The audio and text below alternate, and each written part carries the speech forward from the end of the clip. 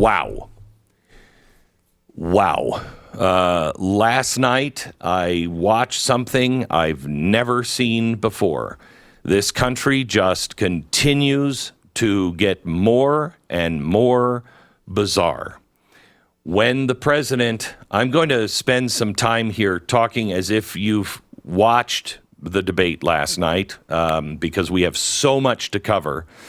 But I will tell you, let me just play the first thing that came out of Joe Biden's mouth last night. Do we have the first cut with his opening statement, please?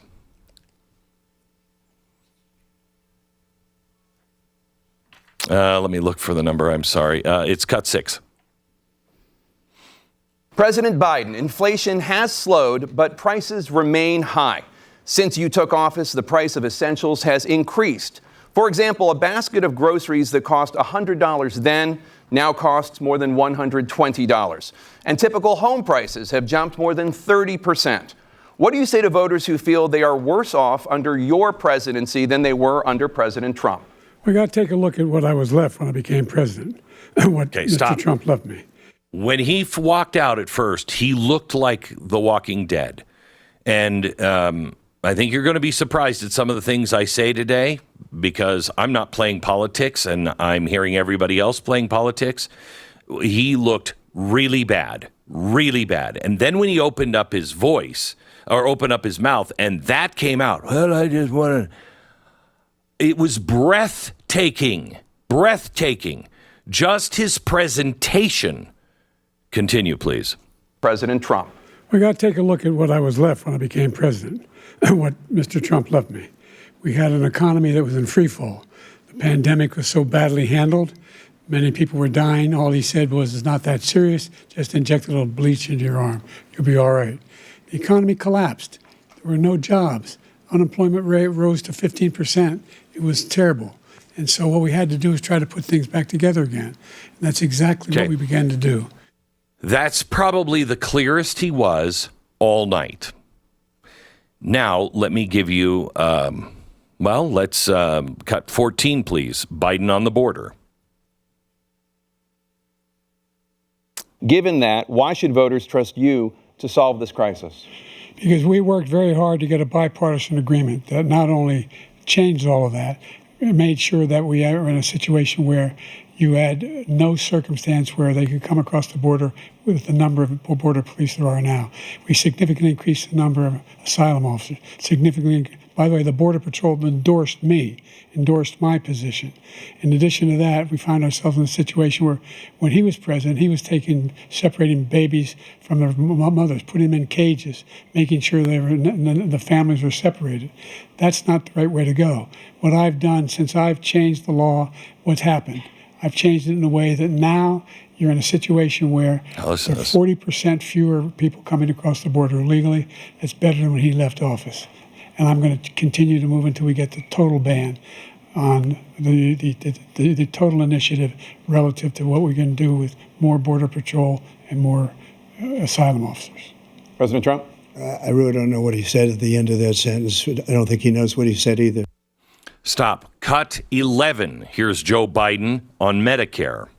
We'd be able to wipe out his debt. We'd be able to help make sure that all those things we need to do, child care, elder care, making sure that we continue to strengthen our health care system, making sure that we're able to make every single solitary person eligible for what I've been able to do with the COVID, with dealing with everything we have to do with, look, if we finally beat Medicare. Thank you, President Biden. President Trump? Well, he's right. He did beat Medicare. He beat it to death, and he's destroying Medicare. Stop. That is one of the first fumbles that Biden made. And notice Donald Trump did not take a swing at him. He said, he did. He did hit Medicare, and he damn near destroyed it. He's not making fun of his age. It is the most restrained I have ever seen Donald Trump. And we'll get into the strategy, which I believe was the strategy of the night for Biden, which was a complete and total disaster.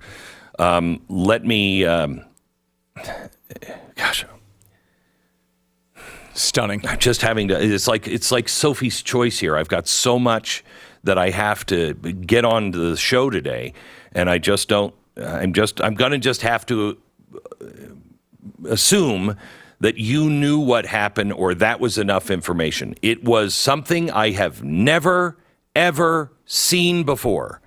It was terrifying. Terrifying. If I'm Putin, I am storming Europe. If I am China, I am going into Taiwan right now. This is the weakest our president has ever appeared. Okay? Never before in my lifetime. I remember, I wasn't around for Kennedy, but I remember when Reagan was in the hospital after being shot. And that was a very nerve-wracking time because he's not in charge and he transferred the powers to the vice president while he was in the hospital right at the beginning. It was terrifying because you knew the world was watching. Now, there were three things that happened last night, or a few categories. One, those who knew that Joe Biden was like this should be the most freaked out, and I'll explain in a minute. Those who believed in the media and all of this garbage that, no, this is just Republican, a cheap fake. He's never been more sharp. He's never been better than he is right now. He's so sharp and nimble. Anybody who believed that, and you saw this performance last night, you were probably in shock, and you're lost today. You don't know what to think today. But here's what those people who believed the media and were shocked last night, here's what you should be thinking today. I cannot trust any of my trusted sources because they all lied to me. And I'll get to it in a second on why this is so important.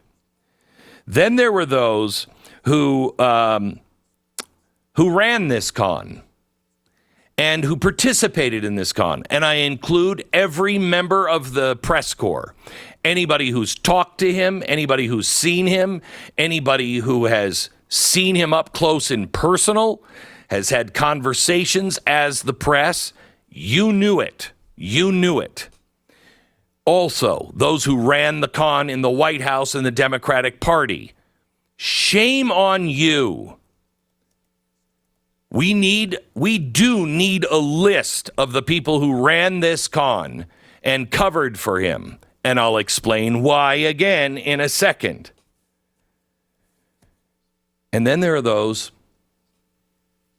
and they can fit in the last three categories, but definitely the last two.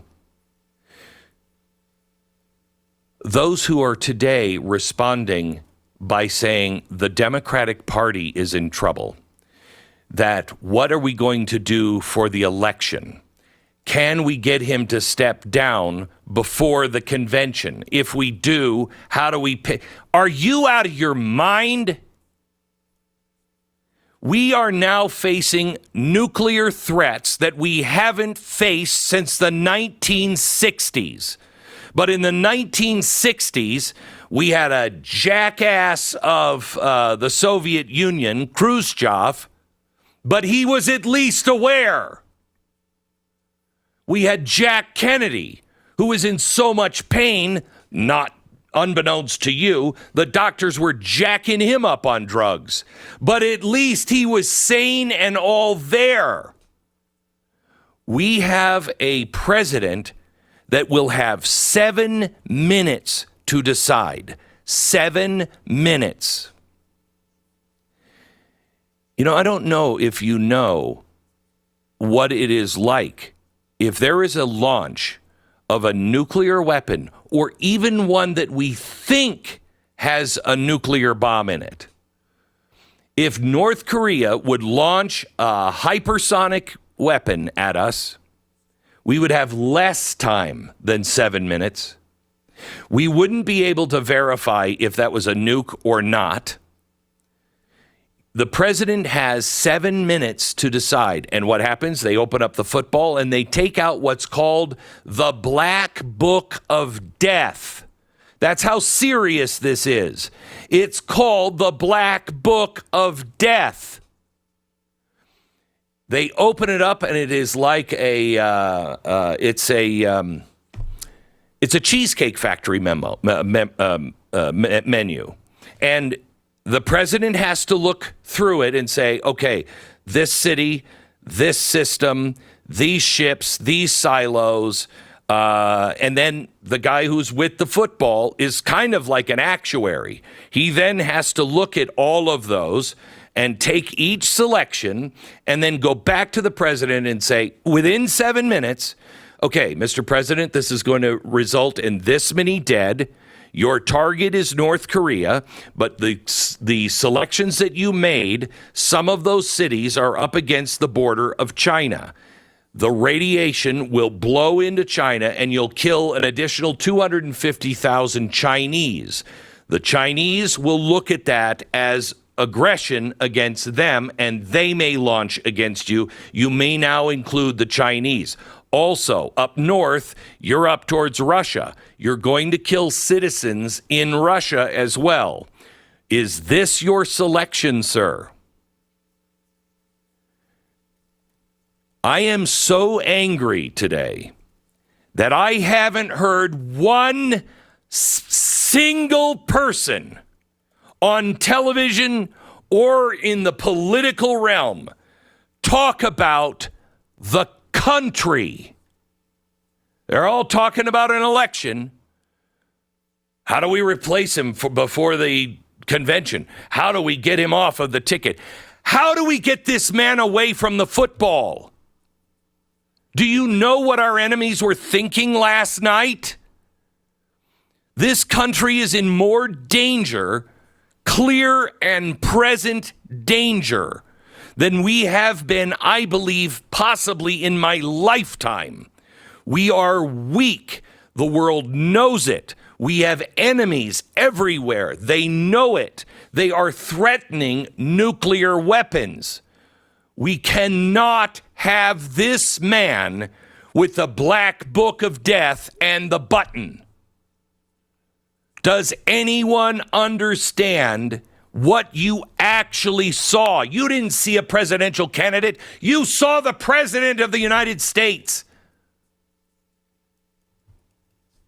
Where is anyone? If you are celebrating because you're like, oh, God, this is going to be great for Trump. A, be careful what you wish for. But B, more than self, their country loved. If you are somebody who's on the left thinking, oh, well, this just played into the, quote, caricature that the right was trying to build about him. We weren't trying to build that. Do you think we want our country to be destroyed? Does any American want our president to look like that? Any American? What the hell is wrong with us?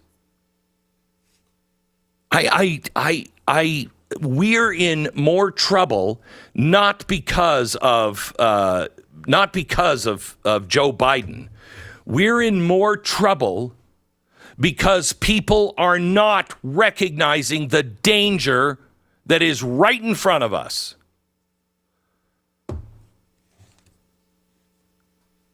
You know, I've been saying a lot lately, may God save the Republic. He cannot do what we won't participate in.